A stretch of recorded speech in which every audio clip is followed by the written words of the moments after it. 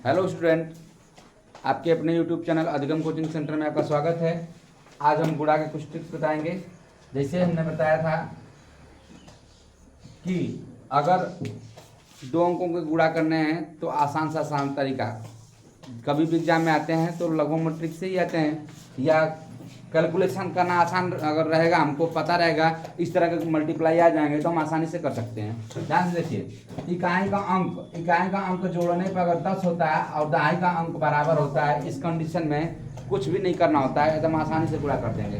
जैसे देखो, इकाई का अंक ये 8 है, यहाँ 2 है, 8 और 2 जोड़ने पर 10 होगा, और दहाई का अंक 6 बराबर है ना।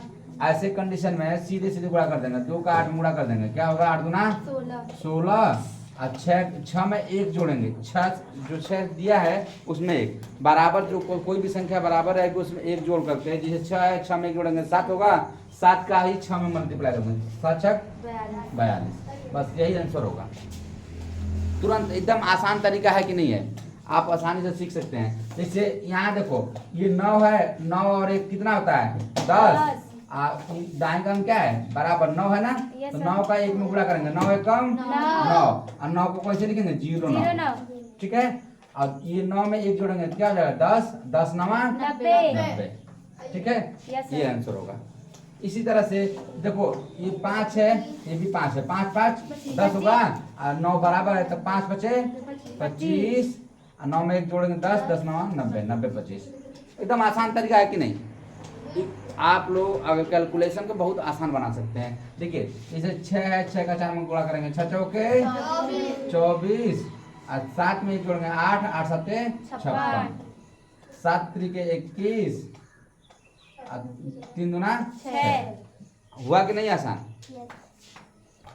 जैसा कि अभी एक लड़की पूछ रही थी कि अगर सर 3 अंकों का मल्टीप्लाई करना हो तो उसमें भी यही नियम लागू होगा। अगर 3 अंकों का मल्टीप्लाई करना है आपस में, अगर देखेंगे कि इकाई का अंक जोड़ने पर 10 होता है और दहाई का अंक बराबर होता है, इस कंडीशन में वही नियम यहाँ भी फॉलो होगा।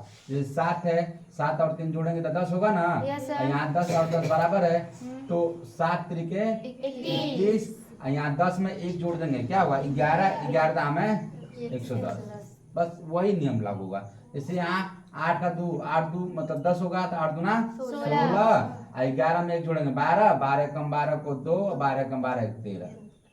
आसान हुआ कि नहीं हुआ। इसी तरह 7 का 3 में गुणा करेंगे 7 3 21, और 15 में 1 जोड़ेंगे 16, 16 25 80 को 0 हासिल 8, और 16 कम 16 8 8 24।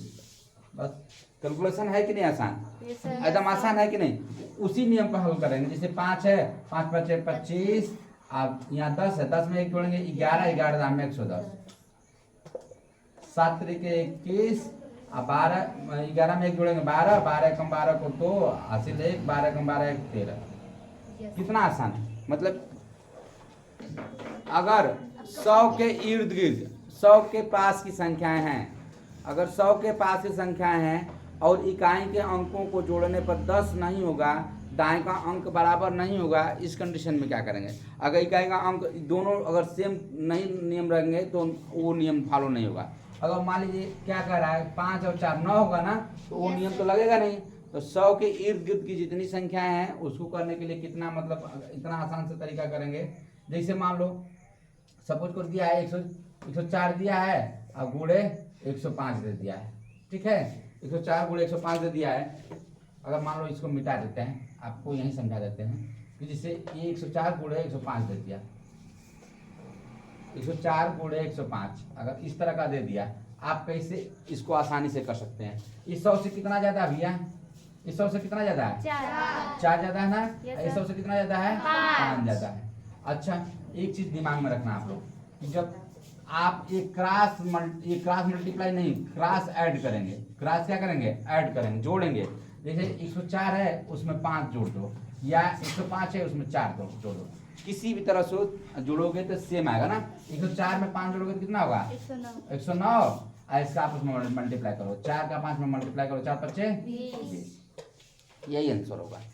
आप कैलकुलेशन करके देखना। अगर कह रहा है 112 गुणे 115, ये 100 से कितना ज्यादा भैया, ये 100 से कितना ज्यादा है 12 ज्यादा ना, 100 से 12 ज्यादा है, ये 100 से कितना ज्यादा है 15 ज्यादा है। ज़्यादा तेज नहीं बोलो। कह रहा है अब क्रॉस ऐड करेंगे, क्या करेंगे, ये 112 में 15 जोड़ो या तो 12 में 115 जोड़ो, ठीक है, सेम वही होगा। जैसे 5 और 2 7, 1 1 2 1 127 हो गया। या इसको